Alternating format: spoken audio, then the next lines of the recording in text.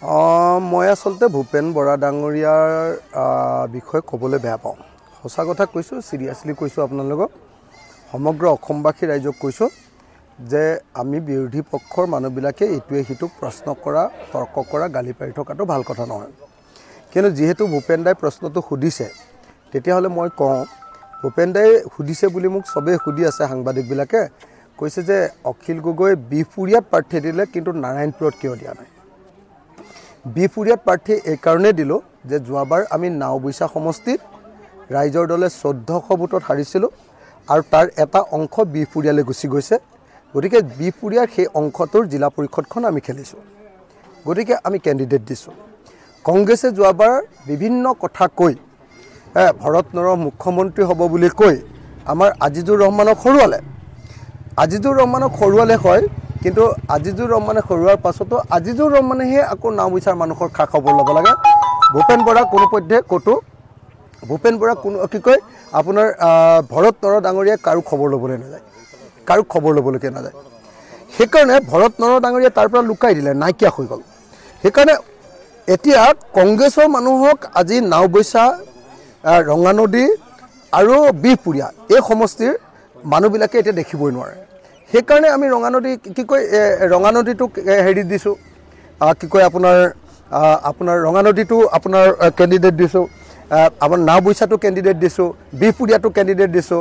ভূপেন দাই কৈছে যে আমি নাৰায়ণপুৰত নিদিম নেকি? নিশ্চয় দিম। 2026 চনত নাৰায়ণপুৰতো আমি কেণ্ডিডেট দিম। যদি কংগ্ৰেছৰ লগত বুজাবুজি নহয়, তেতিয়াহ'লে নাৰায়ণপুৰতো আমি কেণ্ডিডেট দিম। সেইটো কথা খাটাং। আৰু ভূপেন দাই যিবিলাক প্ৰশ্ন সুধিছে, আপুনি কৈছে যে কি পইচা ক'ত পালে। মই সুধিছোঁ যে ভূপেন বৰা ডাঙৰীয়া, আপুনি নতুনকৈ লোৱা গাড়ীকেইখনৰ পইচা ক'ত পালে বাৰু? মই সেইবিলাক প্ৰশ্নটো কেতিয়াও সোধা নাই কাকো, হয়নে কওক? এজন দলৰ সভাপতিয়ে এখন মিটিঙলৈ গৈছে, তাত ক'ত পইচা পালে বুলি যদি প্ৰশ্ন কৰে, সেই প্ৰশ্নটো আন এজন সভাপতিয়ে কৰাটো অবান্তৰ হয়নে নহয়? অবান্তৰ হয়নে নহয় কওকচোন? ভূপেন দাই এইকাৰণে সুধিছে যে ভূপেন দাৰ নিজৰ সমষ্টিত ৰঙানদীত যেতিয়া ভূপেন দাই কংগ্ৰেছে মিটিং দিলে, তাত 97জন লিখি মানুহ হৈছে, 97। মোক সাংবাদিকে ফটো পঠিয়াই দিছে আৰু সাংবাদিকে ভিডিঅ' পঠিয়াই দিছে, 97জন। আৰু সেইটো ঠাইত যেতিয়া মই গ'লোঁ, তেতিয়া 10,000জন মানুহ হৈছে। গতিকে ভূপেন দাৰ মাথাটো গৰম উঠিছে। সেইকাৰণে ভূপেন দাৰ গাটো ছাতি ফুটি কৰিছে। ভূপেন দাই সেইকাৰণে মোক প্ৰশ্ন কৰিছে। কিন্তু ভূপেন দা, মই যদি আপোনাক সোধোঁ যে আপুনি যে ইফালৰ পৰা সিফালে ঘূৰি ফুৰিছে, আপুনি পইচাবিলাক ক'ৰ পৰা পাইছে বুলি মই যদি সোধোঁ, নতুন গাড়ী কিনিছে, মইতো MLA 20 লাখ টকা লোন লৈ 10 লাখ টকাৰ গাড়ী কিনিছোঁ, বাকী 10 লাখ টকা সমষ্টিত খৰচ কৰিছোঁ। আপুনি যে নতুন গাড়ী কিনি আছে, এইবিলাকৰ পইচা ক'ৰ পৰা পাইছে? এই প্ৰশ্নটো মই সুধিম নেকি? তো গতিকে মই ভূপেন দা, আপোনাক মই এটাই কথা কওঁ, ভূপেন দা এইবিলাক কথা সুধি থাকি লাভ নাই। আপোনাক সেইকাৰণে বাৰম্বাৰ কৈছিলোঁ যে আহক ৰাইজৰ দল আৰু কংগ্ৰেছে একেলগতে আমি পঞ্চায়ত ইলেকশ্যনটো খেলোঁ। যদি একেলগতে খেলিলোহেঁতেন, এইবিলাক প্ৰশ্ন কৰাৰ দৰকাৰ নাই। আপোনালোকে জিকিলেহেঁতেন, আমিও জিকিলোহেঁতেন। কিন্তু ভূপেন দাৰ নিজৰ দলতে কোনো ধৰণৰ স্থিতিয়ে নাই। ভূপেন দাই আমাৰ শিৱসাগৰ সমষ্টিত জিলাৰ সভাপতিজনক কংগ্ৰেছৰ মঞ্জীৰ গগৈক ফোন কৰি ক'লে যে অখিল গগৈৰ লগত সমষ্টিটোক বুজাবুজি কৰি লোৱা পঞ্চায়ত নিৰ্বাচনত।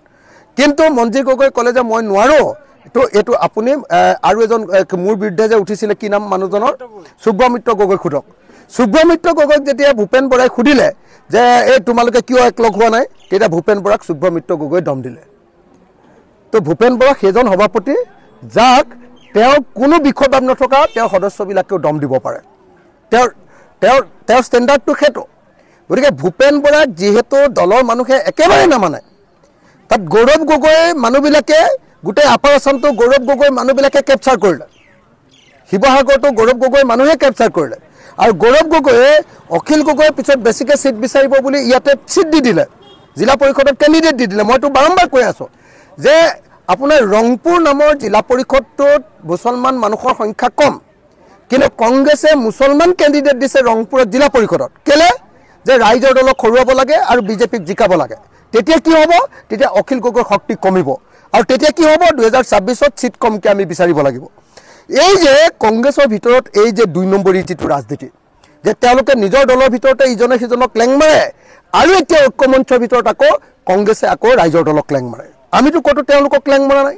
আমি বৰং উল্টাকৈ কৈছোঁ যে য'ত ৰাইজৰ দলৰ কেণ্ডিডেট নাই কংগ্ৰেছক ভোট দিয়ক তাৰ পাছত আকৌ ভূপেন বৰাই মোক প্ৰশ্ন সোধে যে নাওবৈচাত যে তোমালোকে দিলা তোমালোকে কি বিহপুৰীয়াত যে দিলা তেতিয়া নাৰায়ণপুৰত কিয় নিদিলা অহাবাৰ নাৰায়ণপুৰতো দিম আপুনি বিচৰা বাতৰি পাব কেৱল নিউজ 18 এপত নিউজ 18 এপ ডাউনলোড কৰিবলৈ স্ক্যান কৰক এই QR কোড গুগল প্লে ষ্টৰতো পাব এই নিউজ 18 এপ